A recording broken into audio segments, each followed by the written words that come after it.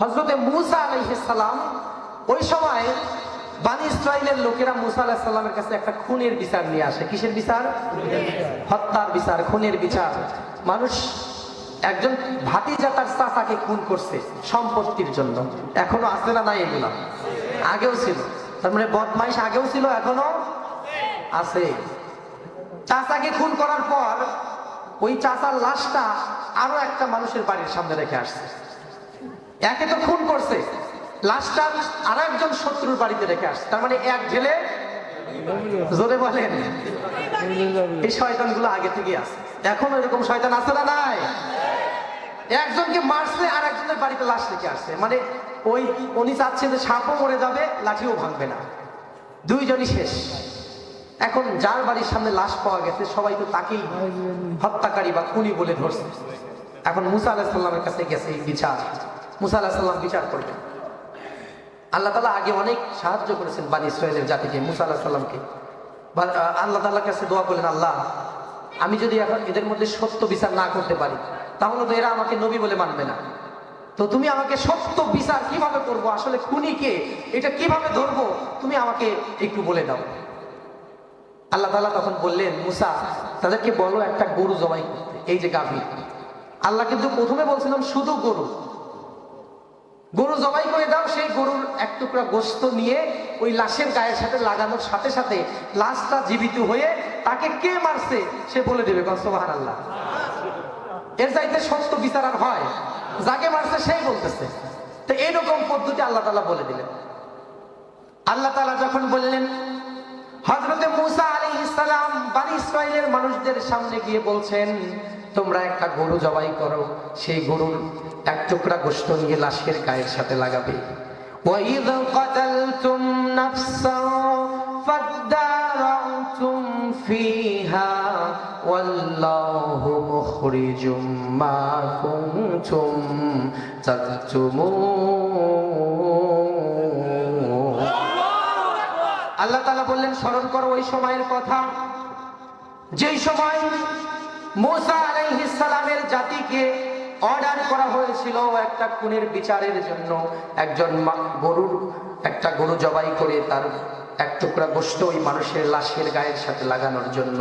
কিন্তু মূসা আলাইহিস সালামের জাতি বলেছিল, ক্বালু দু'উ লানা রাব্বাকা ইউবাইয়িন লানা মা হিয়া। আল্লাহ যে গরুটা জবাই করতে বলছেন ওই গরুটা কেমন হবে?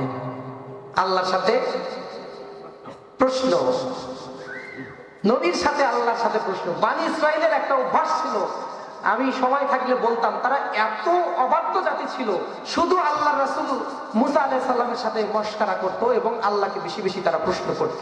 তারা তো বিশ্বাস করবে না, এই জন্য আল্লাহ বলছেন গরু জবাই করো। তারা একটা গরু জবাই দিলেই কিন্তু হয়ে যেত, কিন্তু তারা বলল ক্বাল দু'উ লানা রাব্বাকা ইউবাইয়িন লানা মা হিয়া। ওই গরুটা কেমন হবে?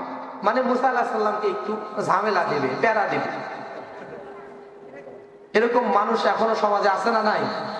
সত্য সুন্দর স্বচ্ছ জিনিস পছন্দ হয় না, ঝামেলা পাকাবে ওর মধ্যে।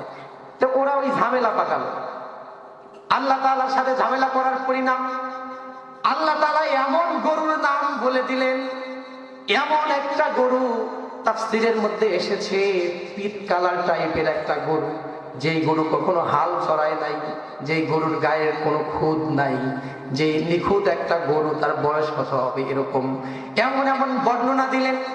ওই বর্ণনা অনুযায়ী সারা এলাকার মধ্যে খুঁজে আর ওই রকম গরু পাওয়া যায়?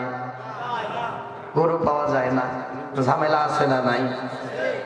কিন্তু যখন একটা বিষয় মানুষের আগ্রহ বেড়ে যায় যে খুনের রহস্য উদ্ঘাটন করতে হলে একটা গরু লাগবে, এখন সবাই কিন্তু ওই দিকে মনোযোগ দিচ্ছে যে খুনের রহস্য কিভাবে গরু দিয়ে উদ্ঘাটন হয়।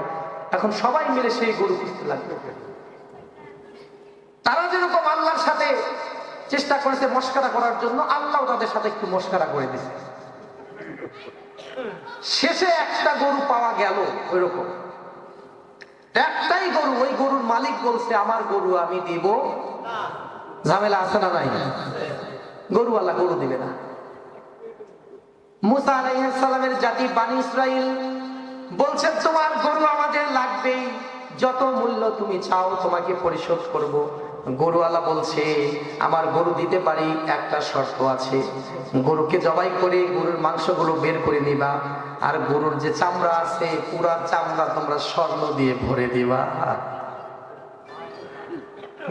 গরুর গোশত নিয়ে নেওয়ার পর পুরা এই যে শরীরটা আবার স্বর্ণ দিয়ে বানাই দিতে হবে, চামড়াটা স্বর্ণ দিয়ে ঢেকে দিতে হবে, পুরা চামড়া, যত চামড়ার মধ্যে যত স্বর্ণ আছে।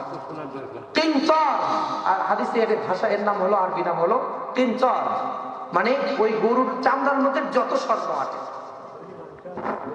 হযরতে মূসা আলাইহিস সালামের জাতি রাজি হয়ে গেলেন, সেই গরু জবাই করলেন। জবাই করার পর ওই গরুর এক টুকরা গোশত যখন লাশের গায়ে লাগানো হলো, লাশটা জীবিত হয়ে খনির নাম বলে দিল, কোন সুবহানাল্লাহ। এই যে একটা ঘটনা, আমি সংক্ষেপ করে বললাম, আরো অনেক তথ্য আছে এর মধ্যে, আমার সময় নাই, আমি আপনাদের যা ওয়াদা করেছি সব বলবো। এই ঘটনাকে কেন্দ্র করে সূরা বাকারার নাম হলো সূরাতুল বাকারা।